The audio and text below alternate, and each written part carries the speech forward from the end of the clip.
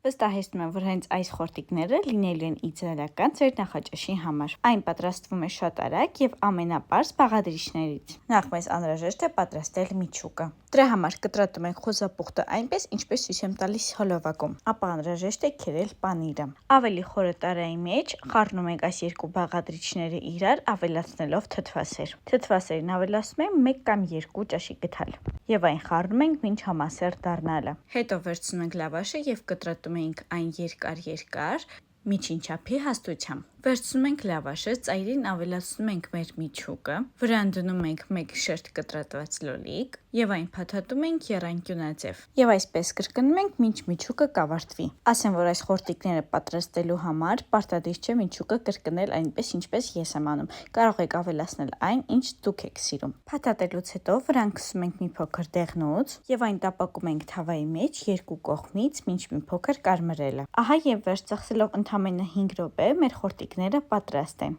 Այն ստացվում է շատ համեղ, հյութեղ եւ շատ հարմար երեխաներին դպրոց տանելու համար։ Իսկ դու չմոռանաս սրտիկել եւ անպայման բաժանորդագրվել, որպեսզի տեսնես ել ավելի շատ բաղադրատոմսեր։